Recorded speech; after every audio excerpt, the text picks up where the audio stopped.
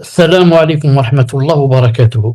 إن الحمد لله نحمده ونستعينه ونستغفره ونعوذ بالله من شرور أنفسنا ومن سيئات أعمالنا.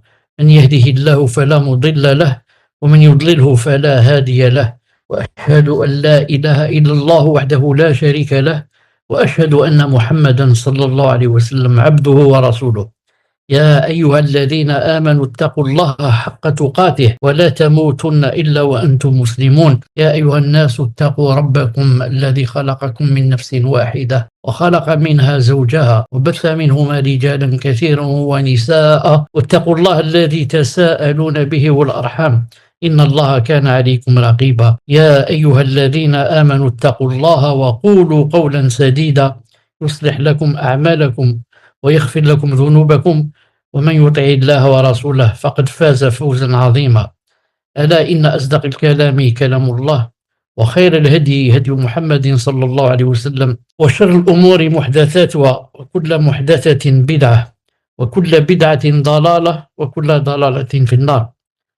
أما بعد, je suis très content de vous rejoindre à nouveau après cette longue absence, et je suis très heureux d'être avec vous. Comme je demande à Allah subhanahu wa ta'ala de nous aider, je suis content que les admins soient avec nous aussi, le frère Samir et le frère Kamal. Kamal, comment ça va? La baisse? لا بأس شيخ، الحمد لله. وأنتم؟ Alhamdulillah, bikhair, ahmadullah ilayk. Quant à Samir, on est tout le temps en contact. Samir, je te passe la parole, billah subhanahu wa ta'ala. بارك الله فيكم شيخ، أحسن الله إليكم. بسم الله والحمد لله والصلاة والسلام على نبينا محمد وعلى آله وأصحابه أجمعين. Donc, marhaban bikum, bienvenue à vous. Après cette longue absence, comme l'a dit notre cheikh Mohamed Chalabi, hafidhahullah ta'ala, donc nous allons débuter une nouvelle série de cours, une série de cours qui sera autour du livre Usul ad-Da'wati Salafiyya du noble savant Ibn Barjas alayhi rahmatullah. Et sans plus tarder, nous débutons le cours, Inch'Allah ta'ala. Et petite parenthèse, le cheikh étant en déplacement, il n'a pas pu prendre tout son matériel qu'il a habituellement, à savoir le microphone, etc. Donc, nous sommes désolés si la qualité sonore n'est pas comme elle l'est habituellement. Wa jazakumullahu khaira. Et on remercie grandement notre cheikh Mohamed Chalabi de nous accorder de son temps. Hafidhahullah ta'ala. Barakallahu fik wa jazakallahu khairan. Et aussi, je suis content pour tous ceux qui sont présents avec nous. Je leur souhaite aussi la bienvenue, Bidna Azzawajal, et que Allah subhanahu wa ta'ala nous aide à propager cette science, à se comprendre toujours des fawaïd, bi'idnillah subhanahu wa ta'ala, car on a besoin grandement de cette science. Mais sans elle, la personne va vivre dans la perdition et les tourments et les Alhamdulillah ala al-khair al-azim. Donc on commence, Allah ta'ala. Les fondements de la prédication salafiyya du noble savant Abdus Salam ibn Barjas, qu'Allah lui fasse miséricorde. Cheikh, je débute par sa biographie. C'est bien parce que ce livre qui est un livre, masha'Allah, qui montre c'est quoi les fondements de la salafiyya. Car la salafiyya, chacun peut la comprendre comme il veut. On peut même l'induire en erreur et lui dire que c'est ça la salafiyya. Il y a des gens même qui ne représentent vraiment pas la salafiyya, mais qui parlent au nom de la salafiyya. Le muhim, la salafiyya, ce savant Ibn Barjas, rahimahullah ta'ala, a écrit plusieurs livres, bien sûr. Il a écrit ce livre spécialement sur les fondements de la salafiyya. C'est un livre très important. Donc, il est important de commencer, Inch'Allah ta'ala, par une petite biographie de ce savant pour savoir qui est ce savant. Tfaddal, Cheikh Samir. Barakallahu fikum, Cheikh, ahsanallahu alaykum. Donc, le noble savant Abdus Salam ibn Barjas, il est issu de la famille El Abdul Karim, l'une des familles renommées de la ville de Arma, que l'on prononce Hurma en arabe. Cette famille est issue de la tribu Banu Sa'd, elle-même issue de la tribu Banu Tamim. Il est né à Riyad en l'an 1387 de l'Hégire, soit en 1967. Il a mémorisé le Coran et a commencé l'étude de la science religieuse à l'âge de 13 ans. Il a étudié auprès de plusieurs savants, parmi eux le savant Abdulaziz ibn Baz, qu'Allah lui fasse miséricorde. Il assista à plusieurs de ses cours, en particulier dans Bulugh al-Maram d'Ibn Hajar et Tafsir ibn Kathir et d'autres livres. On y retrouve également le savant Mohammed ibn Salih al-Uthaymin, alayhi rahmatullah. Le Cheikh Abdus Salam voyagea auprès de lui entre 1401 de l'Hégire et 1403, soit entre 1980 et 1982, durant les vacances scolaires. Il resta également à ses côtés lorsque le Cheikh Mohammed ibn Uthaymin entama ses cours dans la mosquée sacrée à la Mecque en 1402, soit en 1981. Il étudia auprès de lui Kitab al-Tawhid, Al-Aqidat al-Wasitiyya et d'autres livres, ainsi que près de la moitié de Sahih al-Bukhari. Le Cheikh Mohammed tenait en haute estime le Cheikh Abdus Salam et lui accordait une grande considération.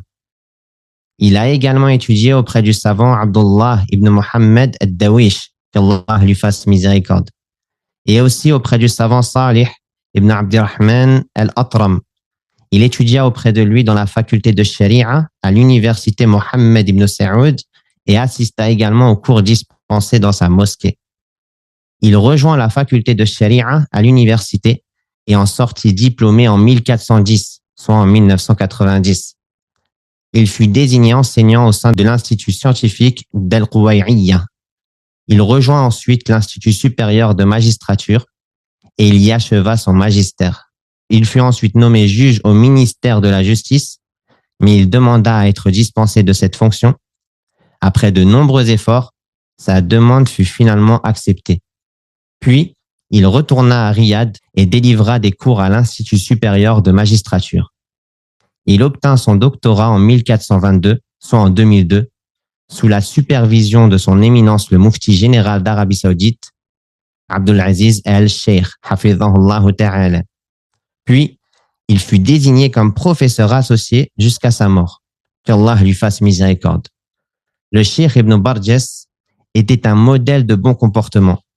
Modeste, connu pour sa douceur et son amabilité envers ses parents, ses chouyours, sa famille et ceux qui assistaient à ses assises.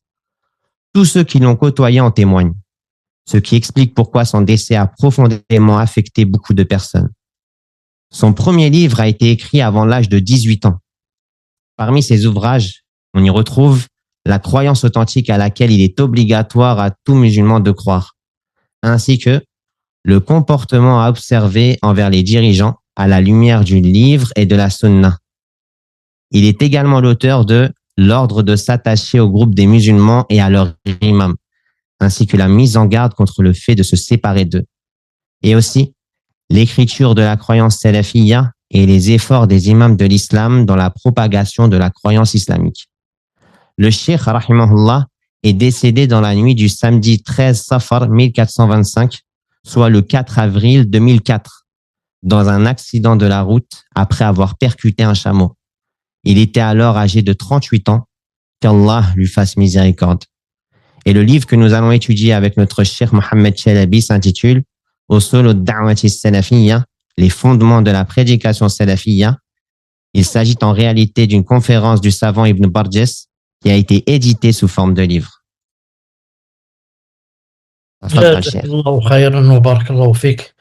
Donc, ce grand savant, rahimahullah ta'ala, a écrit tous ses livres et tous ses ouvrages, mais la plupart qui parlent sur la aqida et comment ne pas se séparer du gouverneur musulman pour ne pas faire partie des khawarij et des sectes égarées. Il a insisté beaucoup sur ce sujet. Donc, tout cela, il est mort à l'âge de 38 ans seulement. Subhanallah al-Azim.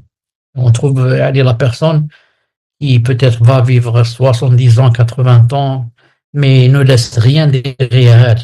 Et c'est au moins laisser des hasanat. Des fois, on a peur que la personne meure et ne laisse que les mauvaises traces, comme les personnes qui meurent, par exemple, et qui ne priaient pas, et les personnes qui meurent et laissent derrière eux des barres. Des choses que je ne veux pas citer de Mohim. Allah subhanahu wa ta'ala, qu'il rafferme nos cœurs, et qu'on vive sur ce minhaj et qu'on meurt sur ce minhaj bi'idhna subhanahu wa ta'ala. Donc on commence Allah ta'ala par le premier fondement sans tarder car il y en a 10. Aujourd'hui on va voir le premier fondement inshallah ta'ala. Tfaddal. Le premier fondement, l'importance et l'attention particulière de rechercher la science légiférée et de s'instruire dans la religion. Donc ici il va montrer c'est quoi yani, le fait de demander la science légiférée. Est-ce que c'est quelque chose d'important ou ce n'est pas important, ou ça yani, quel statut.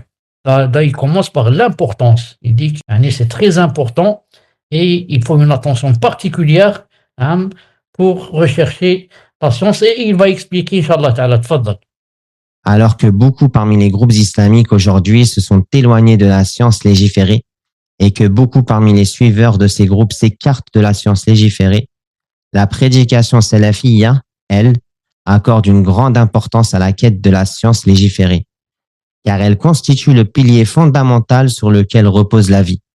La construction de l'individu et de la société ne peut être solide qu'avec la science légiférée et ne peuvent se réformer sans elle. C'est pourquoi Allah subhanahu wa ta'ala a ordonné à son prophète Mohammed sallallahu alayhi wa sallam de commencer par la science avant la parole et l'acte. Il azza wa jal a dit fa'lam annahu la ilaha illallah wastaghfir li dhanbik. Sache donc en vérité, il n'y a pas de divinité digne d'être adorée en dehors d'Allah et implore le pardon pour ton péché. Sourate Mohammed, verset 19. Il dit, rahimahullah ta'ala, il a dit, alors que beaucoup parmi les groupes islamiques aujourd'hui se sont éloignés de la science légiférée et que beaucoup parmi les suiveurs de ces groupes s'écartent de la science légiférée, la prédication salafiyya, elle accorde une grande importance à la quête de la science.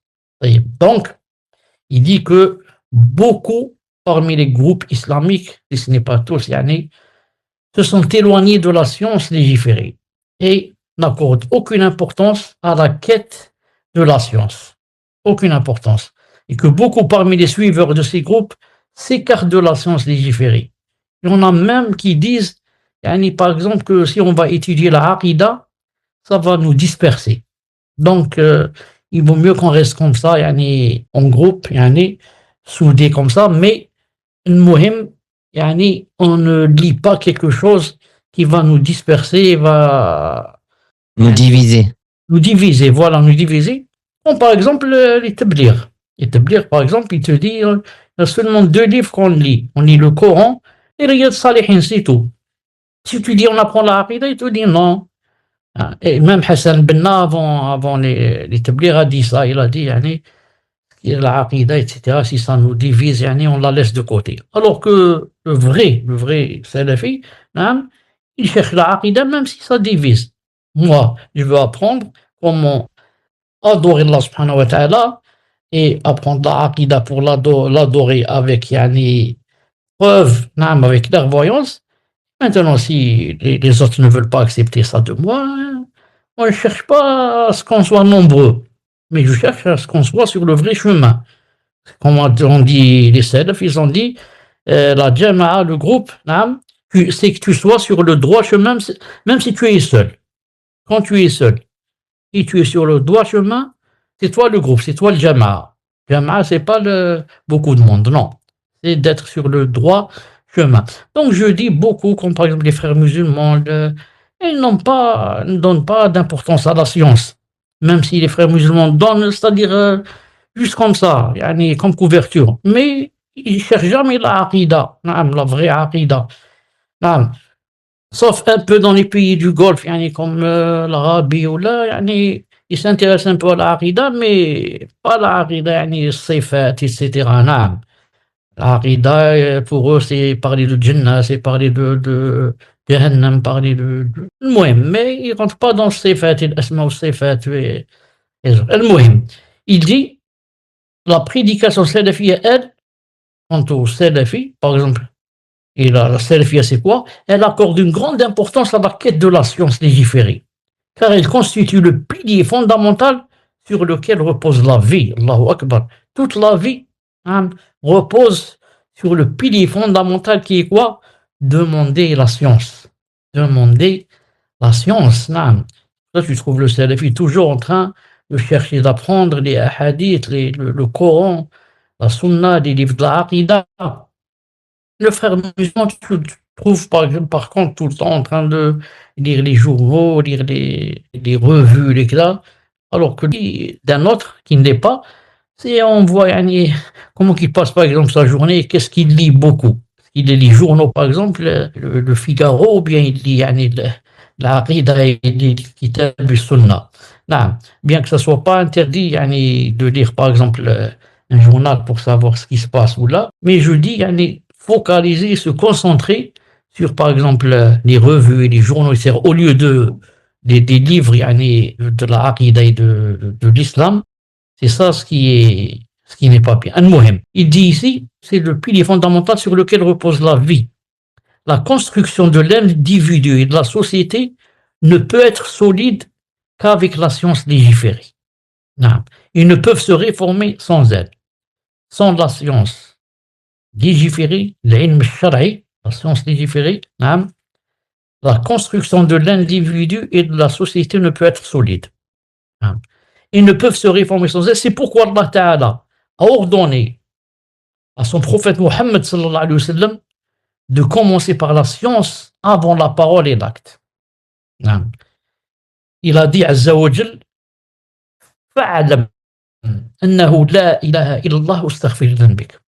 Sache donc, c'est-à-dire Mohammed, qu'en vérité, il n'y a pas de divinité digne d'être adorée en dehors d'Allah Azza wa Jal, et implore le pardon pour ton péché. Remarquez bien ici qu'est-ce qu'il a dit.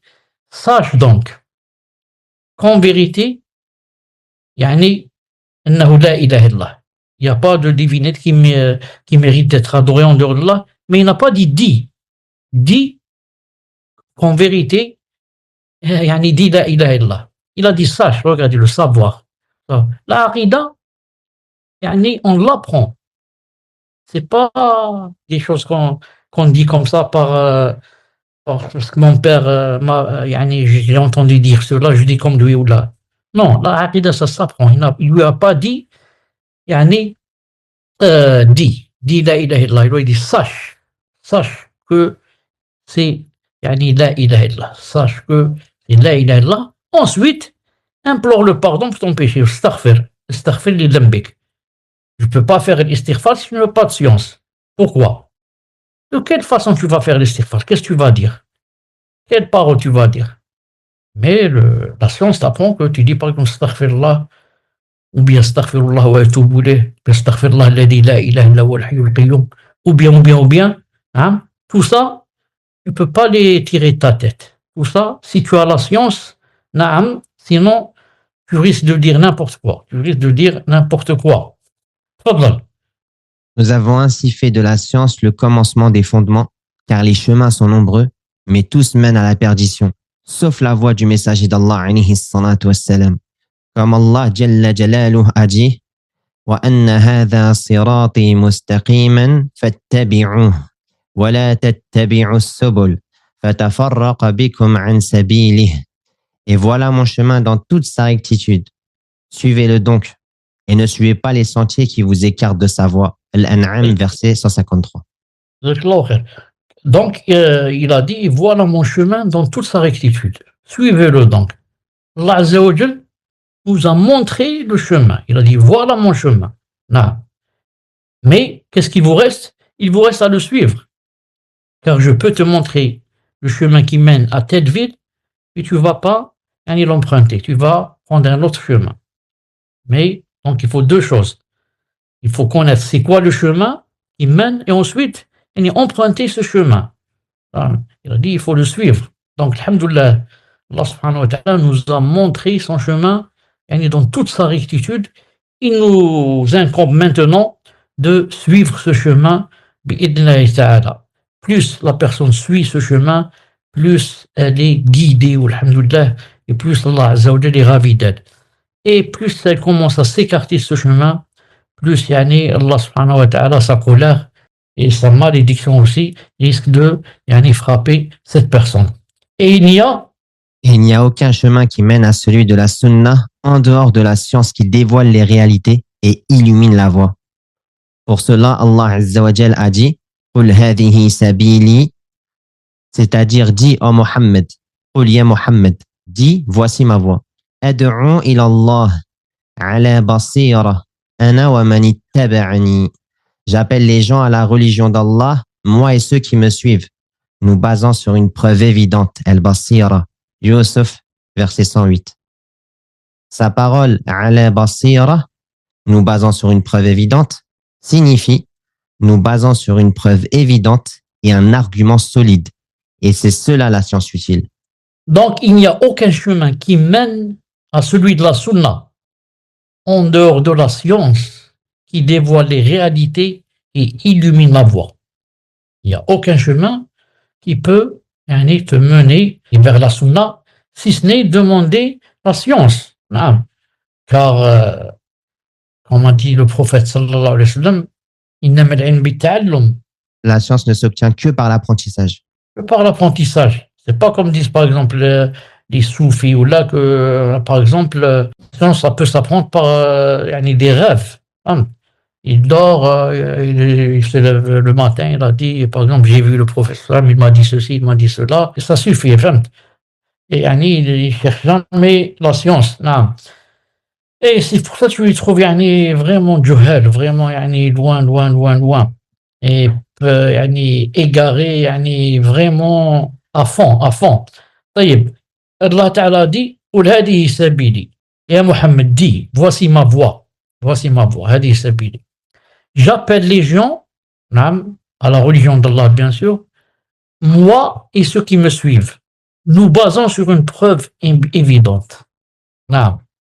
J'appelle les gens à la religion d'Allah qui, moi Mohammed, et ceux qui me suivent, nous basons sur une preuve évidente. C'est-à-dire que nous, les suiveurs, nous devons, comme le prophète lui-même, faire la même chose. Lui, qu'est-ce qu'il fait? Il appelle les gens à la religion d'Allah subhanahu wa ta'ala, se basant sur une preuve évidente. C'est-à-dire le basira. Nous aussi, si on veut appeler les gens à la religion d'Allah subhanahu wa ta'ala, on ne les appelle pas d'après ce que nous dit notre cœur ou bien notre tête. Mais on les appelle en nous basant nous-mêmes sur des preuves. قال الله قال الرسول صلى الله عليه وسلم قال الصحابة رضي الله تعالى عنهم, tel savant a dit, et comme ça. Sa parole à la basira, c'est-à-dire sur une preuve évidente, signifie nous basons sur une preuve évidente et un argument solide, et c'est cela la science utile. Car il a dit sur un argument solide, car si on n'a pas d'argument, la personne qui n'a pas d'argument, moi je ne peux pas prendre d'elle. Pourquoi? Quelle est la preuve que ce qu'elle ramène, que ça vient d'Allah subhanahu wa ta'ala et de son prophète? Quelle est la preuve que ce qu'elle vient de dire, c'est la charia? C'est pour ça que il y a comme un proverbe là, qui dit quoi? Qui dit لو تركنا الناس يتكلمون بغير دليل لقال من شاء ما شاء. Si on laisse les gens parler sans leur demander les preuves quand ils parlent, alors quiconque ou qui veut dira ce qu'il veut. Pourquoi? Parce qu'il ne demande pas le dalil. Alors, le voisin dit ce qu'il veut, mon père dit ce qu'il veut, ma grand-mère va dire ce qu'elle veut, bien sûr, dans la religion. Et tout le monde va parler. Il va dire ça c'est haram, ça c'est halal, ça c'est interdit, ça c'est là. Pourquoi? Parce qu'on ne lui demande pas les preuves. Et on laisse les gens parler sans preuve. Quiconque dira ce qu'il veut, mais maintenant, quand on lui demande la preuve, là, tout le monde va se taire, sauf celui qui a la science va parler. On lui va dire, par exemple, c'est tout. Il va dire, c'est bien de jeûner 13, 14, 15 du mois hijri. Je lui dis, où est la preuve? Qui t'a dit ça? Il dit, par exemple, tel hadith du prophète, sallallahu alayhi wa sallam. Quand il va dire telle chose est interdite, qui t'a dit ça? Il me dit le verset, tel verset dans le Coran. Et maintenant, si on ne demande pas aux gens les dalils, tout le monde va inventer des choses. Il va dire que c'est bien, par exemple, le 15 de Sha'ban, la moitié, c'est bien de se lever pour prier. Autre, il va dire c'est bien le 15 du Ramadan, par exemple, c'est bien de préparer tel manger. Exemple. Alors, c'est bien de de faire telle et telle chose, alors qu'il n'y a aucun délit. Si je lui dis donne un délit, il ne peut pas. Donc là, c'est pour ça qu'il a dit nous basons sur une preuve évidente et un argument solide. Et c'est cela la science utile. La science utile. Pourquoi il a dit la science utile? Car il y a des sciences qui ne sont pas utiles. La science, par exemple, du sihr. Sihr, c'est la magie, là. Naam, la sorcellerie. La sorcellerie, c'est une science. Tu apprends, il y a un sorcier, il t'apprend comment devenir sorcier. Il y a même un hadith sahih, vous connaissez le jeune qui allait à chaque fois, des fois chez le sorcier, des fois chez le savant. Vous connaissez le hadith sahih. المهم. Mais est-ce que la sorcellerie, c'est une science utile? C'est une science, wal'iyadou billah, qui mène à l'enfer. Qui mène à l'enfer. Nous, on cherche la science, mais qui est utile. Comme la charia, par exemple. Une science utile. Alors, Imam Ahmed, qu'est-ce qu'il a dit, rahimahullah? L'imam Ahmed, qu'Allah lui fasse miséricorde, a dit: les gens ont plus besoin d'apprendre la science religieuse que de la nourriture et de la boisson. Car un homme a besoin de nourriture et de boisson une ou deux fois par jour, tandis que son besoin de science est constant à chacune de ses respirations. Subhanallah al-Azim, la parole de l'imam Ahmed, rahimahullah ta'ala, c'est une parole remplie de lumière, nour. Qui peut dire une chose pareille? Qu'est-ce qu'il a dit? Les gens ont plus besoin d'apprendre la science religieuse que de la nourriture et de la boisson. Pourquoi? Donne un délit. Car un homme, l'individu, a besoin de nourriture et de boisson une ou deux fois par jour, ou peut-être 3 fois par jour, disons. Tandis que son besoin de science est constant à chacune de ses respirations. Combien qu'on respire par jour? Des milliers de fois, peut-être si ce n'est pas un million, je ne sais pas combien de fois on respire par jour. Tandis que le manger et la boisson, 2 ou 3 fois par jour. Mais nous, on a besoin de quoi?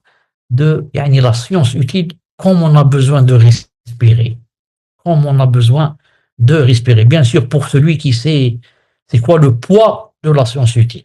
Et pour le jahl, bien sûr, l'iman se trouve dans le cœur. Ça suffit. Allah Ta'ala connaît mon intention. Allah Ta'ala connaît mon intention. Et je connais des gens qui prient, etc., et qui font de choses très graves. C'est-à-dire, la prière, c'est pas très important. Parce que la personne elle-même qui critique et qui dit comme ça ne prie pas. Alors il est essentiel. Moi, je connais des gens qui prient et qui font des choses graves. Je connais des femmes avec le djilbab et qui font des choses très graves, etc. Donc, c'est pas la peine c'est pas la peine de se voiler. Non, mais toi, pour une femme, je parle, voile-toi et ne fais pas les mauvaises choses que tu es en train de critiquer sur la personne. Ne les fais pas et mets le voile. Non.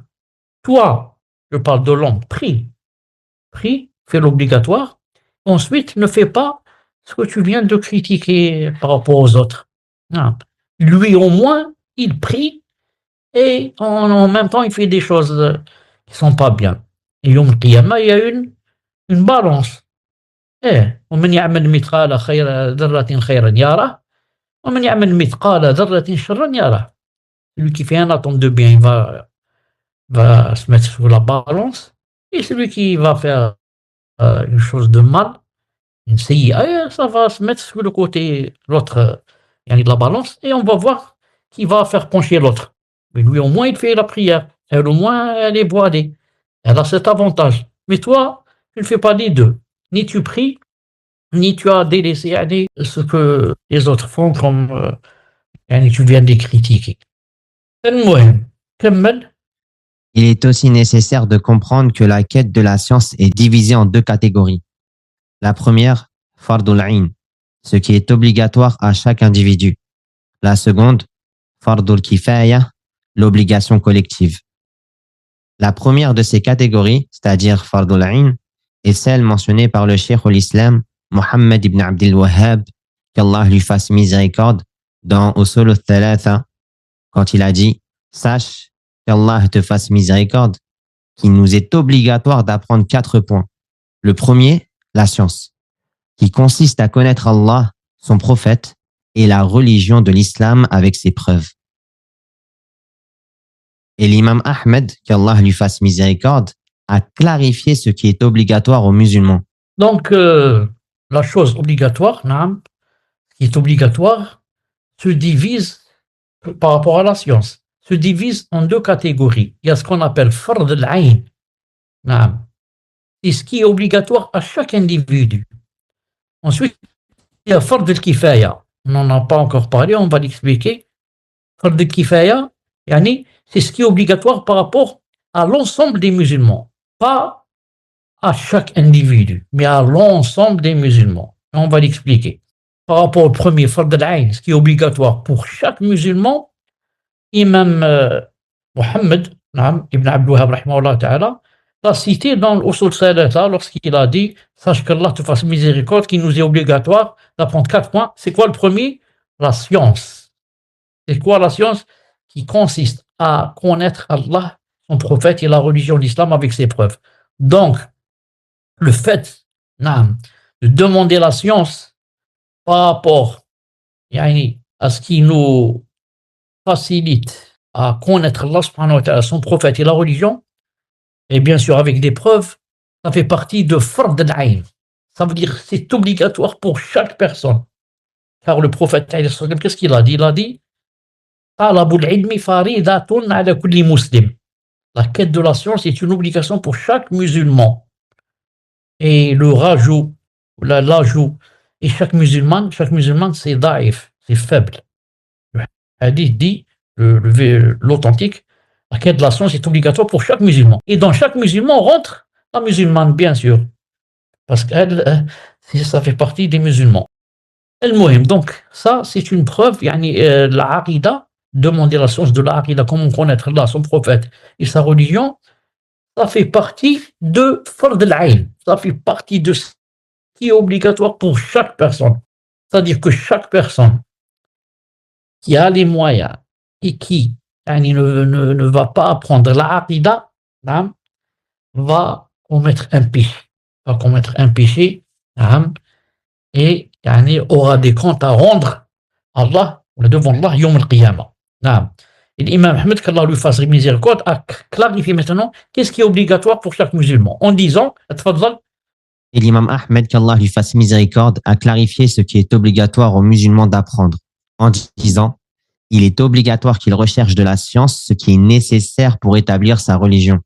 On lui a demandé, comme quoi par exemple? Il a répondu, ce dont il ne peut être ignorant, sa prière, son jeûne et tout ce qui est similaire. Donc ça c'est fard al-ayn, ce qui est obligatoire pour chaque individu. Par exemple, en quoi?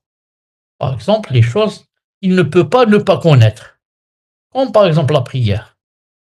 Comment tu vas prier si tu n'as pas lu, par exemple, ou entendu des savants expliquer comment on prie? Tu ne peux pas prier. Comment tu vas savoir que le maghrib c'est 3 et ce n'est pas 4? Le subh c'est 2 et ce n'est pas 3. Et comme ça, que l'isha c'est 4, ce n'est pas 2. Ça, parce que tu as acquis la science en cette matière. La même chose pour le jeûne. Comment tu vas savoir à quel moment on doit mettre l'intention dans le cœur? Et est-ce que l'intention, on l'a dit comme ça ou bien elle reste seulement dans le cœur? Ou bien on dit, Ya Rabbi, je vais faire le siyam de demain de Kda ou Kda, ce qui est une bid'a, bien sûr. Comment tu as su que c'est une bid'a? Parce que tu as demandé la science. Et comment tu sais, par exemple, que la femme, si elle est atteinte de sa maladie mensuelle, qu'elle ne jeûne pas? Comment tu sais? Taïb. Et tout ce qui est similaire, ça veut dire toute chose qui est obligatoire pour nous de la faire, on doit connaître sa description, on doit savoir quelles sont les choses dans cette chose qui sont obligatoires, qui sont seulement sunnah, c'est quoi son jugement, etc.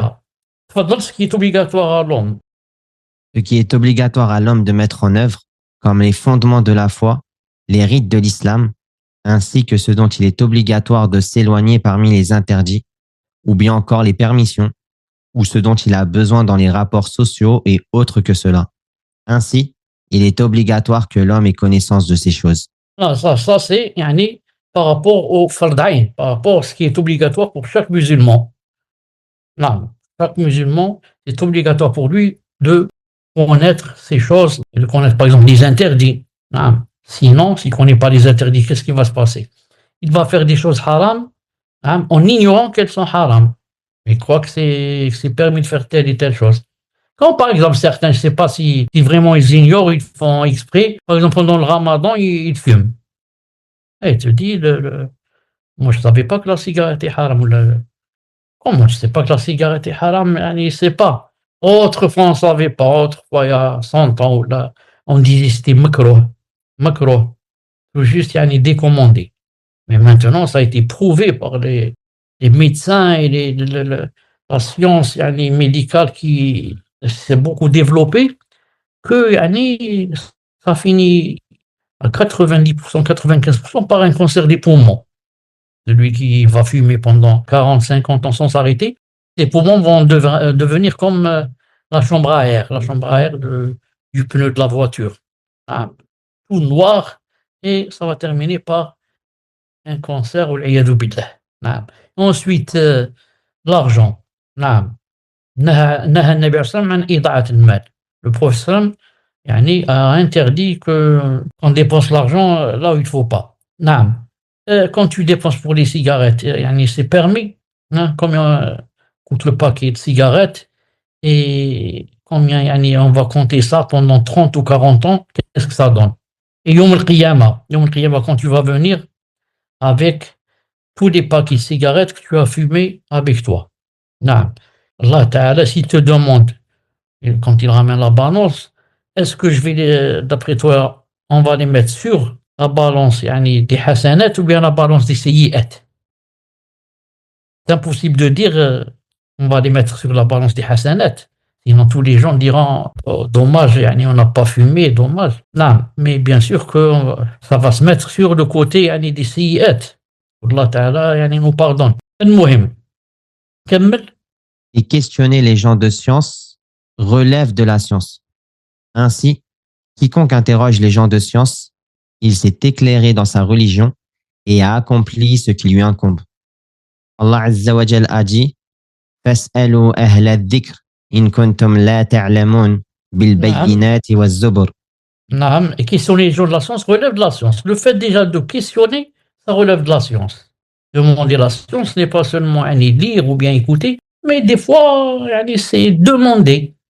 Demander à un savant, par exemple, est-ce que telle chose est permise, par exemple, pendant la salat ou pendant le siyam ou là. Là, ça c'est de la science, le fait de demander. C'est pour ça que Jibril, alayhi salam, quand il est venu une fois, il s'est assis avec le prophète sallallahu alayhi wa sallam et les sahaba, ils ne l'ont pas reconnu. Vous connaissez tous le hadith sahih, c'est quoi l'iman, c'est quoi l'islam, c'est quoi l'iman, c'est quoi l'ihsan. Et que quand il est parti, le prophète sallallahu leur a dit, vous avez reconnu c'est qui celui-là? Ils ont dit non. Il a dit c'est Jibril. Il est venu vous apprendre votre religion. Il est venu vous apprendre votre religion. Alors qu'en fait, il n'a rien enseigné. Qu'est-ce qu'il a fait? Il a posé seulement des questions. Ya Rasulallah, c'est quoi l'islam? Quand le prophète répond, lui dit Sadaq, tu as raison. Ya Rasulallah, c'est quoi l'iman? Ya Rasulallah, c'est quoi l'ihsan? Seulement des questions, mais qu'est-ce qu'il a dit le prophète quand il est parti? Il a dit, il est venu vous apprendre la religion. Ça veut dire quoi? Ça veut dire quand tu poses des questions, ici elles sont, alhamdoulilah, masha'Allah, ces questions, c'est comme si tu apprenais la religion. C'est comme si tu apprenais la religion, le fait de demander, de poser des questions. Taïeb, Zid. Demandez donc aux gens du rappel si vous ne savez pas. Nous les avons suscités avec des preuves manifestes et des livres révélés. C'est donc cela la quête de la science, qui est une obligation pour chaque personne. Maintenant, on va passer à la deuxième catégorie, l'obligation collective, fard al-kifaya. C'est quoi? La deuxième catégorie, l'obligation collective, fard al-kifaya, d'apprendre la science, elle concerne le reste. Se consacrer à cette dernière est meilleur que de se consacrer aux actes d'adoration surérogatoires, selon l'avis le plus correct des gens de science. Comme cela a été rapporté de l'imam Ahmed, qu'Allah lui fasse miséricorde, qui a dit « Apprendre la science et l'enseigner est meilleur que le djihad et autres actes volontaires. » La deuxième catégorie, donc il y a deux catégories par rapport à la quête de la science. Il y a ce qui est obligatoire pour chaque individu, comme la salat, le siyam, le hajj. Chaque individu doit connaître les règles de cette chose. Et il y a la deuxième sorte, la deuxième catégorie, fard al-kifaya, ce qui est obligatoire, pas pour chaque individu, mais pour l'ensemble des musulmans. C'est-à-dire que si certains des musulmans font cette chose, alhamdoulilah, les autres, ils sont dispensés de cette chose. Mais si personne des musulmans ne fait cette chose, alors tous les musulmans ont des péchés. Je donne un exemple. Le fait de laver deux morts, c'est une obligation, ce n'est pas une obligation, c'est une obligation. Est-ce que pour chaque individu ou bien pour l'ensemble des musulmans? Pour l'ensemble des musulmans. Comment? Chaque individu, nous, on est, je ne sais pas combien, un milliard, ou là, on va tous laver cette personne. Non, deux ou trois vont laver cette personne et qu'est-ce qui va se passer? Ceux qui ont lavé la personne auront des hasanat, alhamdoulilah. Et ceux qui n'ont pas lavé, ce n'est pas obligatoire pour eux, alors n'ont pas de péché. Mais si tout le monde, tous les musulmans vont dire on ne va pas laver le mort, ce mort-là, alors tous auront des péchés. C'est ça, fard al-kifaya. Kifaya, c'est-à-dire c'est pas pour chaque individu, c'est pour l'ensemble des musulmans. Et ceux qui font cette obligation auront des récompenses et les autres, ceux qui ne font pas, seront dispensés de quoi? Des péchés, alhamdoulilah. Mais si ils s'accordent tous, c'est-à-dire on ne va pas faire cette catégorie, cette obligation qui fait, alors tous auront des péchés. Comme j'ai dit, le fait de laver le mort, le fait de l'enterrer, salat al-janaza, le fait de prier sur le mort. Est-ce qu'on va prier tous? Non, seulement là où il est mort, sa famille, ceux qui connaissent, les voisins, etc. Mais si personne ne va prier sur ce mort, tous, quand je dis tous qui sont là-bas et qui savent que cette personne est morte, c'est pas tous nous, par exemple, quelqu'un meurt en France, bon, en Algérie, j'aurais des péchés, non. Même si je veux prier sur lui, je peux pas. Donc, tous ceux qui sont là-bas et qui savent qu'il est mort, et on dit, on prie pas sur lui, tous auront des péchés. C'est ça la différence entre fard al-ayn, l'obligation pour chaque individu, et l'obligation pour l'ensemble des musulmans. Et cette deuxième obligation, l'imam Ahmed a dit, c'est meilleur que le djihad et les autres actes surérogatoires. Et nous avons connu.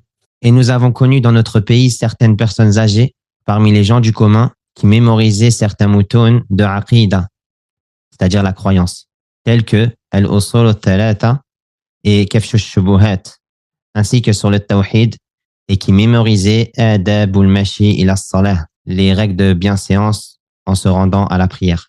Tout cela fait partie des effets de la prédication de l'imam Mohammed ibn Abdel Wahhab, qu'Allah lui fasse miséricorde, et de ses bénédictions. L'imam Saoud ibn Abdel Aziz le premier, ainsi que l'imam Faisal ibn Turki, ont décidé que l'étude de ces livres serait dispensée dans toutes les mosquées du royaume d'Arabie Saoudite. Les personnes âgées et les jeunes, ainsi que les gens du commun et les étudiants en sciences religieuses, les ont mémorisés. Et la louange revient à Allah. Comme le savent beaucoup parmi ceux qui sont soucieux de ces informations et parmi les nombreuses personnes âgées encore en vie actuellement. Non, il dit que dans leur pays, en Arabie, même les personnes âgées, subhanallah, connaissent et ont appris certains moutons. Le matn de Usul Thalatha, le matn de, par exemple, l'Wasitiyya de Taymiyyah, et comme ça. Pourtant, sont des vieux. Pourquoi? Il a dit la cause, parce que l'imam Faisal et l'imam Saoud, ont fait de sorte que, d'imposer. Ils ont imposé que ces livres soient étudiés à la mosquée. Et alors les gens, alhamdoulilah, ont appris cela. Même les vieux, ont appris cela. Il a dit, c'est l'unique secret. C'est l'unique secret qui a été la cause afin que ce pays reste pur des impuretés des innovations religieuses. Si les gens du commun n'avaient pas eu cette connaissance de leurs croyances, ils auraient vu des innovations religieuses et des actes d'association à Allah se propager parmi eux. Voilà, parce que il leur a imposé d'apprendre, ou pas d'apprendre, mais d'enseigner ces livres dans toutes les mosquées, qui a fait que même les personnes qui, subhanallah, âgées, ont appris ces moutons, alhamdoulilah, ont compris beaucoup de choses dans la aqida. Donc, là où il y a des savants, là où il y a des livres, yani de la sunna et de la aqida, les vrais, yani des salaf, tu trouves que yani, la science se propage et les gens s'illuminent, alhamdoulilah, et même les vieilles personnes, yani, commencent, yani, deviennent sur le droit chemin, bin azza wa jal. Et là où il n'y a pas de savants, naam, c'est mort. Par exemple, un village où il n'y a pas une mosquée et dans cette mosquée, il n'y a pas un savant, par exemple, une ville, même si c'est une ville morte, il n'y a rien. C'est pour ça que tu trouves des imams, tu demandes, ça fait combien de temps qu'il est dans la mosquée? Ça fait 30 ans qu'il est imam. Il n'a aucun étudiant en sciences. Il n'a formé aucun étudiant en sciences. S'il part en vacances ou là, je ne sais pas ce qu'il fait ou là, il n'y a personne qui peut le remplacer. Subhanallah. Mais pourquoi? Parce qu'il est loin. Lui, il est loin. Et comment qu'il peut donner une chose qu'il n'a pas? Donc là où il y a le ilm, il y a le savant, ça s'illumine. Et là où il n'y a pas de savant, il n'y a rien, les gens meurent dans leur cœur, bien sûr. Petit à petit, la lumière s'éteint jusqu'à ce que, peut-être qu'ils partent de l'autre côté. Et le Mohim, je donne un exemple seulement en Algérie. Regardez en Algérie, pour ceux qui viennent en Algérie, qui ont l'habitude de venir, qui connaissent un peu l'Algérie. On a par exemple l'Est, l'Ouest, le Sud et le Nord. Et on a Alger qui est par exemple au centre. Plus tu vas vers l'Ouest, plus tu trouves ce qu'on appelle des tombeaux. Naam. Quand on arrive à Chlef et on commence à dépasser, naam, à chaque 500 mètres, les 2-3 kilomètres, un tombeau à droite, un tombeau à gauche, un tombeau à droite, un tombeau à gauche, comme ça. Les monts et les montagnes. Naam. Maintenant, si on va de l'autre côté, Alger, on va vers l'Est, pas vers l'Ouest, vers l'Est. Plus tu avances, naam, d'Alger jusqu'à Constantine, jusqu'à Annaba, tu ne vas jamais trouver un tombeau. C'est quoi la hikmah? Pourquoi? Parce que à l'Est, il y avait des savants. Il y avait Ben Badis, Tayyib Ibrahim, les savants connus d'Algérie, les grands savants. Hein? Tayyib Al-Uqbi, rahimahumullah, tous les grands savants, yani, ils avaient leur base, c'était à Constantine. Naam. Donc, toute cette partie, il n'y a pas de tombeau. Pourquoi? Parce qu'il y a la science qui a été propagée. La science, qala Allah, qala Rasoul, qala Sahaba, qala ceci. Attention au shirk, attention à ceci. Donc, il n'y a rien. Mais en allant vers l'ouest, Allah nous préserve, c'est plein de tombeaux et de gens qui font le shirk. Naam. Allah subhanahu wa ta'ala nous préserve. Fadal. Mais la science est une forteresse protectrice et un bouclier solide qui protège d'énormément de mal. Ouais, celui qui n'a pas de science, il peut tomber à chaque 5 minutes dans un mal. Dans un mal ou dans quelque chose qui est sayyi'a, qui n'est pas permise et qui attire la colère d'Allah subhanahu wa ta'ala. Mais celui qui a la science, il marche avec lumière. On m'a dit ta'ala, أو من كان ميتا فأحييناه وجعلنا له نورا يمشي به في الناس. نعم. Il a dit, est-ce que celui qui était mort et qu'on l'a ressuscité, نعم, on lui a donné une lumière avec laquelle il marche yani, entre les gens. Il parle ici de qui? Celui qui était mort et il l'a ressuscité, il marche entre les gens. On n'a jamais vu ça, quelqu'un se ressusciter, marcher entre des gens avec une lumière. Il parle des kuffars. Le kafir, pour Allah Ta'ala, c'est un mort. Pourquoi? Parce qu'il vit comme un animal. Il vit comme il n'y a pas de différence entre lui et l'animal. Il boit, il dort, il fait ses besoins et mais il parle du kafir quand il embrasse l'islam, Allah Ta'ala lui donne yani, l'hidayah et yani, il fait la tauba, il rentre en islam, naam.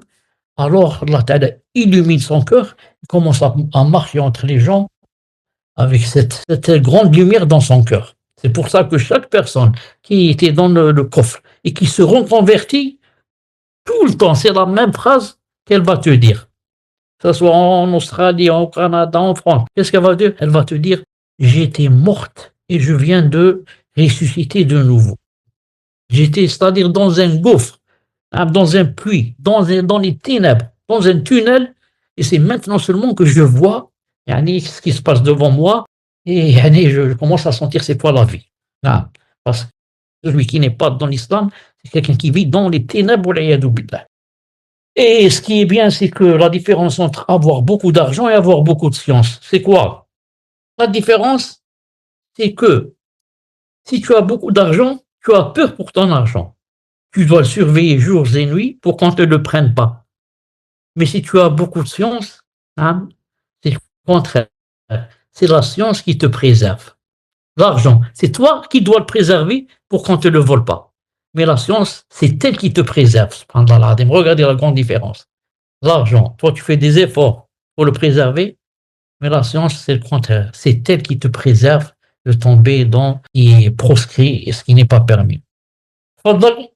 Il est difficile de définir une voie par laquelle on acquiert la science et à laquelle chaque personne devrait se conformer.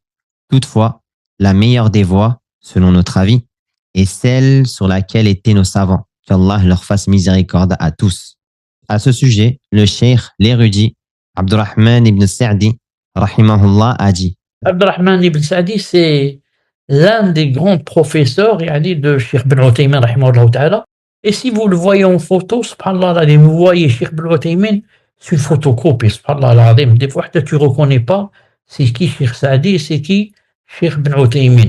Non, mais là, Cheikh Ben Uthaymin a été très, très influencé par cette personne, par Cheikh Sa'di, rahimahullah ta'ala. Non, très influencé. Et Cheikh Sa'di, rahimahullah, a vraiment impacté sur la personnalité de Cheikh Ben Uthaymin, aussi bien moralement que même physiquement. Tfadal. Qu'est-ce qu'il a dit Cheikh Sa'di, rahimahullah? Le fait de spécifier ce à quoi il doit se consacrer, c'est-à-dire l'étudiant en sciences religieuses, parmi les livres varie selon les circonstances et les pays. La situation approximative est que, selon notre avis, l'étudiant en sciences doit s'efforcer de mémoriser les textes fondamentaux de la discipline qu'il étudie.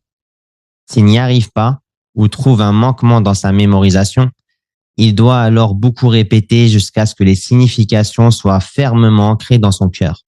Il dit la meilleure voie de demander la science, il a dit, c'est celle qu'on suivait Salaf Salah. Et après eux, bien sûr, il a dit les savants de notre époque, de là-bas, et de là-bas, d'Arabie. Il dit, c'est d'apprendre d'abord quoi? D'essayer de mémoriser les moutons, et de mémoriser ce qu'on apprend, de mémoriser les textes fondamentaux. Pour celui qui peut, c'est mémoriser, parce que les savants ont fait des moutons, c'est-à-dire ils regroupent plusieurs choses dans un vers, comme la poésie, les vers. Alors toi, tu apprends tous ces vers-là, dans un seul vers, il y a plusieurs jugements, que ceci est haram, ceci est permis, ceci. Donc, ça facilite, alhamdoulilah, d'apprendre le din pour celui qui peut mémoriser. Il a dit s'il ne peut pas, alors il doit beaucoup répéter, jusqu'à ce que des significations soient fermement ancrées dans son cœur. Parce que on n'apprend pas le metn pour le mettre, mais on l'apprend pour le comprendre. Alors au moins, si tu ne peux pas apprendre le metn, apprends ce qu'il signifie. Qu'est-ce qu'il veut dire ici? Il veut dire cette chose est permise, l'interdiction de faire ceci, l'interdiction de faire cela. Apprends ces choses-là et répète-les beaucoup. Ensuite, qu'est-ce qu'il peut faire? Il peut passer aux autres livres de la discipline, comme ceux qui clarifient et expliquent ce qu'il a acquis et compris. Si l'étudiant en sciences a mémorisé Al-Aqidatul Wasitiyya du Cheikh al-Islam, Al-Usul al-Thalatha et Kitab al-Tawhid du Cheikh Mohammed, et dans la jurisprudence le résumé de Dalil al-Talib, le résumé de Az-Zad, dans le hadith Bulugh al-Maram, dans la grammaire Al-Ajrumiyya, et s'efforcer dans la compréhension de ces motones. Il approfondit cela avec ce qui lui a été facilité des explications des savants ou les livres de cette discipline qui sont comme une explication de ces derniers. Car l'étudiant en sciences, s'il a mémorisé les fondements, al-usul, il aura alors une maîtrise complète de leur compréhension. Et tous les livres de cette discipline, grands et petits, lui seront faciles. Celui qui aura négligé les fondements sera privé d'atteindre son but. Celui qui sera assidu dans ces sciences bénéfiques et aura demandé l'aide d'Allah Azza wa Jal, alors Allah l'aidera et lui accordera sa bénédiction. Maintenant, quand il a appris par exemple des moutons, des vers comme ça, comme j'ai dit, ça ne suffit pas, il faut voir leur explication, qu'ont dit ces savants en expliquant ces livres. Si on prend par exemple Usul Thalatha, Non. Combien de savants l'ont expliqué? Des dizaines, peut-être des centaines. Non. Chaque savant qui vient, il va l'expliquer de nouveau et rajouter des choses. Et rajouter des choses qu'il a compris de ce livre que d'autres, par exemple, n'ont pas compris. Car deux personnes peuvent lire le même livre et un va comprendre beaucoup de choses et l'autre va comprendre seulement quelque chose, yani des choses minimes. Non. Je prends l'exemple d'un hadith. Je prends un hadith, le même hadith, deux savants, un savant peut tirer par exemple 20 faïda, 20 profits de ce hadith. Un autre, plus éminent que lui, hein, peut tirer de ce hadith jusqu'à par exemple 100 faïda. L'autre seulement 20 et l'autre 100. Ce sont tous les deux des savants. Mais comme a dit Allah Ta'ala, pour kulli dhi ilmin alim. Yani, au-dessus de chaque savant, il y a un savant yani, plus savant que l'autre. Là, Et celui qui aura cheminé dans la quête de la science sur une autre voie que la voie profitable, alors le temps lui échappera et il n'obtiendra que l'épuisement, comme cela est connu par expérience et observation. Fin de sa parole, c'est-à-dire la parole de Sa'di, rahimahullahu ta'ala. Et celui qui aura cheminé dans la quête de la science sur une autre voie que la voie profitable, la voie qu'ont montré les savants, alors le temps lui échappera et il n'obtiendra que de l'épuisement, comme cela est connu par expérience et observation. Par expérience, c'est connu que quelqu'un qui ne suit pas cette méthode, par exemple, commencer par des choses simples et monter petit à petit et grimper l'échelle. Il y en a qui veulent, dès le premier jour, grimper l'échelle et aller lire, par exemple, il va lire directement, par exemple, Fath al-Bari de Ibn Hajj al-Asqalani, 13 tomes, alors qu'il ne va rien comprendre. Ou bien il va lire le Muwafaqat de Shatibi, par exemple, ou bien des livres vraiment compliqués. Qu'est-ce qu'il va faire? Alors il va perdre son temps. Il va rester des années. Après des années, on va lui demander alors, donne-nous une faïda ou quelque chose comme ça. Il ne peut pas. Il a appris des choses comme ça, c'est parti en désordre. En désordre dans sa tête, alors c'est parti. Mais comme si on faisait de ça, il y a des moutons, des règles et des fondements, le fondement reste dans la tête. Ce sont des règles, des choses qui sont apprises. Il dit direct le verbe, par exemple, comme ça, et il sait ce que comporte ce verbe comme jugement. Il suffit juste de se rappeler du verbe et du fondement. Parmi les raisons qui ont poussé Cheikh Barjas à écrire ce livre, spécialement ce livre, il a dit à cause de deux choses. Il a dit la première des choses, c'est que certains parlent de la salafiyya, alors qu'ils sont vraiment loin de la salafiyya, mais c'est juste pour attirer les gens. Et pour dire, voilà, celui-là c'est un salafi, masha'Allah, alors qu'il dit qu'il est vraiment, vraiment loin. Vraiment loin. Alors il a dit, je vais montrer c'est quoi la salafiyya. C'est pas ce que disent ceux-là. La deuxième cause, il a dit parce que certains grands chefs de sectes, de groupes égarés bien sûr, se cachent derrière de grands savants de la salafiyya. Comme ça, tu trouves quelqu'un, par exemple, je ne sais pas quoi, des Tablighs ou des Khawarij ou là, il va te dire Ibn Taymiyyah a dit, Ibn Uthaymin a dit, Ibn Baz a dit. Alors il va te tromper. Alors il a dit, pour montrer que c'est quoi la salafiyya, qui sont les salafis, comment reconnaître un salafi et de qui on peut prendre et de qui on ne peut pas prendre. Naam. Voilà pour le cours d'aujourd'hui, Inch'Allah Ta'ala. On va vous annoncer bientôt le deuxième cours, quand est-ce qu'il sera. Et si j'ai dit juste, c'est Allah Ta'ala qui m'a aidé. Si j'ai dit des choses fausses, là, c'est de moi-même et du shaitan. Merci d'avoir assisté. Merci pour les admins. سبحانك اللهم وبحمدك أشهد أن لا إله إلا أنت أستغفرك وأتوب إليك السلام عليكم ورحمة الله وبركاته